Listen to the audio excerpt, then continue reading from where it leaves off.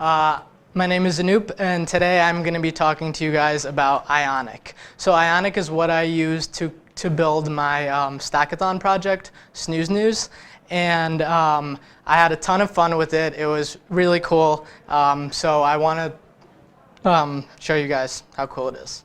So to talk about Ionic, I first need to kind of take a step back and talk about mobile apps in general. So there's three types of mobile apps. There's native apps, web apps, and hybrid apps. So I should expand this, huh?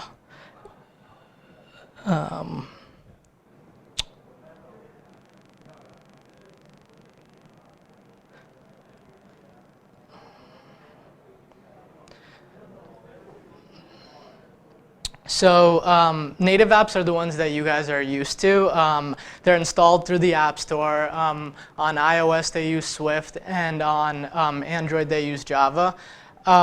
They take full advantage of all the device's features, and they're going to be platform specific. Web apps are just really websites that are optimized for mobile. So they're just accessed through a normal URL in your phone's browser. They're going to be more limited in their ability to access the device's features, such as like they can access notifications or very limited access to the accelerometer. They are not platform specific though, so that's good. And then we have hybrid apps. Hybrid apps are installed through the App Store, but really what they are is just a browser embedded in an app using HTML. So hybrid apps can take advantage of a device's features through plugins.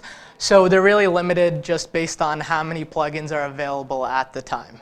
And they're going to be somewhat platform specific. In general, most of the stuff should work across platforms, but certain logic might have to be tweaked based on what environment you're in.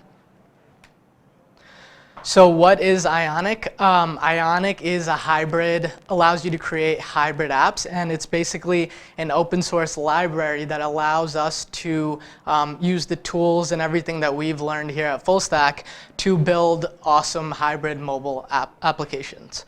It runs on Cordova, and what Cordova is a low-level API that allows you, that basically maps JavaScript functions to different parts of different device features. And Ionic has only been out for 2 years to the month, so it's pretty new and it's gaining a lot of steam. It has a lot of cool stuff, and they're going to continue to build it and make it better. So I just wanted to show you how easy it is the point of this slide is really to show you how easy it is to get started using Ionic. In fact, like, the less new stuff you learn in this presentation, I will have done my job of showing you guys how easy Ionic is to use. So installation and initializing. You have to have Node.js, and then you just npm install Cordova and Ionic. You do Ionic start, whatever you want your project name to be, npm install, bower install, and then depending on the platform you want to add, so if you want to do iOS or Android or BlackBerry or Windows Phone, like you add those platforms and then you build those platforms.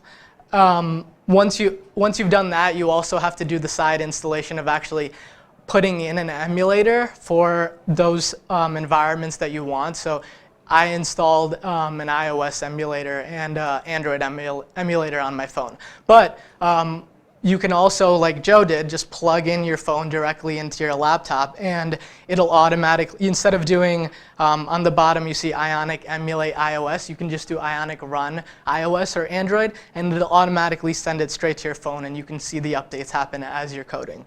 Really cool. What Ionic Serve is it'll actually load your code into your web browser, and so when you make changes, you can it'll automatically reload because it's using Gulp, and you can see your changes right away. So let's dive into some code. So this is from my Snooze News app, and you can see that, like, what I want you to focus on is the left side. So all of this is like stuff that we've all recognized and is very familiar to us, right? Like, you have your package.json, you have your bower.json, gulp. Up here you have your node modules. There's a new folder here, platforms. So this is where all of your code gets compiled into. So I added Android and iOS, but you can imagine that you can have a BlackBerry folder, a Windows Phone folder, whatever you need for your project. Plugins. So plugins are things that are going to come pre-installed, but you can also install them for your specific application. Like over here, you can see that the Cordova plugin Shake and the Cordova plugin Text-to-Speech, and that's what I use to create my application. Now, the bulk of the work that you're going to be doing is in this www folder, and it's really like everything that we've done and been doing for the past several weeks is like app.js, like it's just Angular, controllers, services, and templates over here. So I'm gonna show you.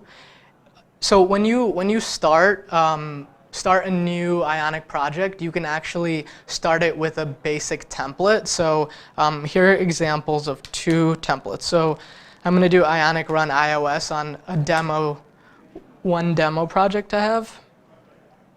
And I started this one with this starting template of side menu. So let me just make this window a little bigger. So this is a side menu template, and you can see it's really nice and clean. It's very bootstrappy, and yeah, it has a bunch of functionality already pre-installed. The other one I want to show you, and I'm going to serve this one to the browser so you can see that, is this is the tabs look. So this is a little chats application. You can click through, and again, all of this comes pre-installed, so you can take a look at it, you can mess with it, and you can do a lot of cool things. Okay, so oh god. Okay, cool. So the next thing I want to talk about is Ionic Services. So Ionic has a web client, and what you do is after you actually develop stuff on your computer, you can sync it with the web client and then sync these services with it. And what these services allow you to do is what's shown on the slide. There's a push service for pushing notifications based on whatever logic, whenever a user kind of engages with your app in a certain way, you can push notifications to them. There's a deployment service, which is really cool. You can just update your app and automatically push changes to your users. You can even revert stuff. It really streamlines the process for you. And then there's analytics, which is really cool. You can see how your users are interacting with your app, see what's working, see what isn't, and kind of optimize your application. So I'll just show you guys what the site looks like. It's kind of like this, really streamlined UI, really easy to use. You can control everything about your application from here once you've actually developed it and pushed it out.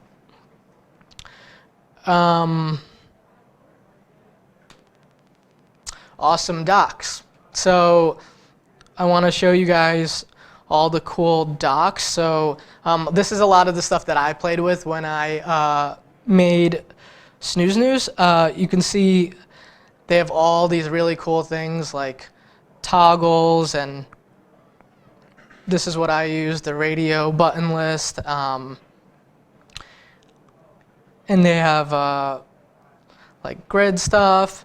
And then over here, Cordova has every plugin you could possibly want. So this is like you create your application in Angular using the stuff we've learned, and then you can, anytime you want to interact with the phone, you can just use these plugins: geolocation, image picker, OAuth, printer, SMS. It's really, really cool and really easy to use.